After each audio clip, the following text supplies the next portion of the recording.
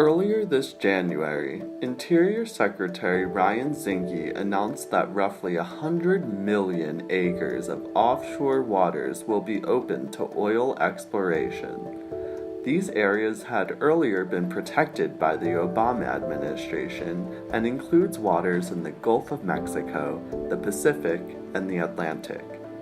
This is a major move that will affect the future of America's energy production, the environment, and the economy. So, how much does this matter, and why should the average American be concerned?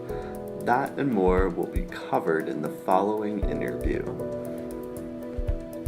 Today, to discuss the Trump administration's recent proposal to expand offshore drilling, I have Carolyn, a double major in environmental studies and political science here at Pitt. So thank you for speaking with me today, Carolyn. Thank you so much for having me, Chris.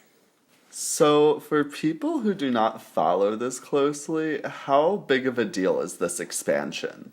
Well, it's a really big deal for the amount of offshore waters that they are proposing to possibly allow oil and gas industries to lease. It is about 90% of the offshore waters that the government owns, and that is more than any administration since Ronald Reagan. So that's a really big deal. That said, it is also important to remember and to understand the bureaucratic processes that go into something like this. This is what I would call an open wager of a very long process. Meaning rigs aren't going to just pop up tomorrow. No, in fact, the industry, talking to the industry about this, this is at least going to take a decade before drilling is actually put into place.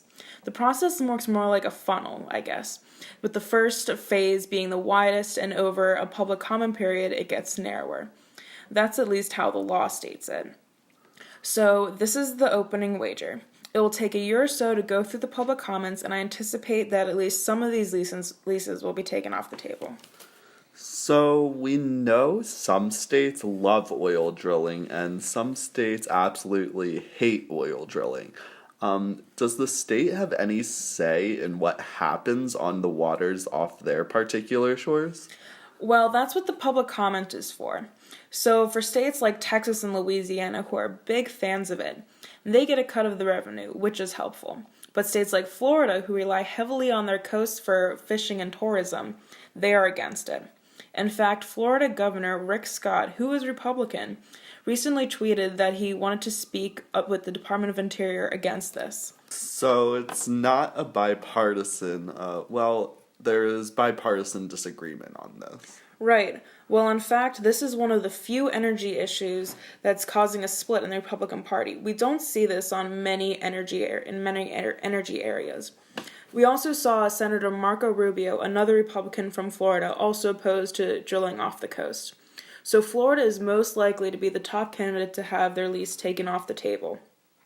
You also have Democratic governors up and down the West Coast in California, Oregon, Washington, who are also very opposed to this. So I think it would be very difficult to move forward, even if technically and legally the administration could do so, since they still need cooperation from these state governors. So this is part of a lot of chipping away at a lot of different environmental regulations put in place by the Obama administration, such as the Deepwater Horizon safety regs. They just opened up the Arctic National Wildlife Refuge. So is this just part of the process that the Trump administration is going to do? I think this is one of the things a lot of people have pointed out. The administration had done a lot of these things in a non-legislative way, and now the Trump administration can undo them in the same fashion. Right. Well, that's the plus and minus of doing work with an executive action. We saw this across the board with the energy and climate change agenda. We saw this play out with the Paris Climate Agreement. Obama went around Congress because Congress would have never have approved a treaty on climate change given the makeup of Congress. So he went around and agreed to do it by executive action. So this opened the door for Trump to reverse the course relatively easily. So I think this is the latest one. Offshore drilling is a little more concrete. It's in the people's backyards. It's the classic saying, not in my backyard. So they want the energy, but not produced near them. Right, and I think you see this with Governor Scott and Senator Rubio speaking out against it. They will be the ones leading this charge in the Republican Party. Thank you so much for speaking with me about this today. No problem, Chris.